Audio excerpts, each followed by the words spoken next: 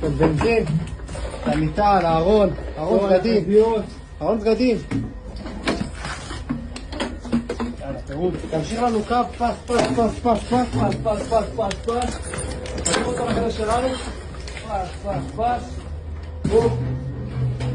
תראי פה איזה נגיעה לגז. פה. עליו על הגז. וחבר את זה לחדר שלנו פה.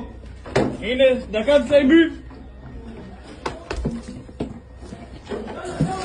יאללה, יצאנו!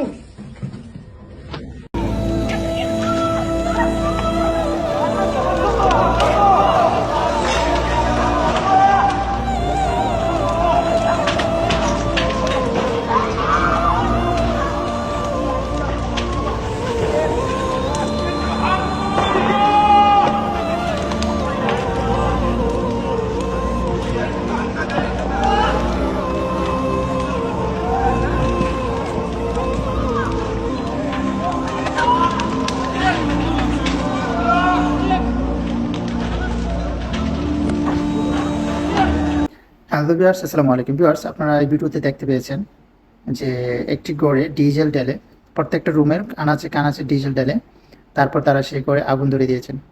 সেটা আমার এক ফিলিস্তিনি ভাইয়ের বাসা, তার বাসাতে এমন করে আগুন ধরিয়ে দিয়েছেন। সো প্রতিনিয়তই ফিলিস্তিনে এরকম অনেক ঘটনা ঘটছেন, যেটা আপনাদের অন্তরালেই থেকে যায়, কারণ সোশ্যাল মিডিয়া এটা প্রকাশ করে না। আবার কিছু মুসলিম মিডিয়া আছেন যারা প্রকাশ করতে চাইলেও তাদেরকে প্রকাশ করতে দেওয়া হয় না।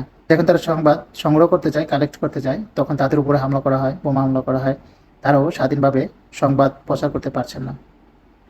সো এই হচ্ছে আমাদের ফিলিস্তিনি ভাইদের অবস্থা।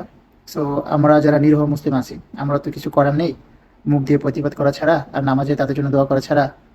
সো সবার কাছে আমার একটাই রিকোয়েস্ট, আমাদের এই ভাইদের জন্য যেন প্রত্যেকটা মোনাজাতে তাদের জন্য দোয়া থাকে। আল্লাহ যেন তাদের উপর রহম করেন, যেন তারা ধৈর্য ধারণ করতে পারেন।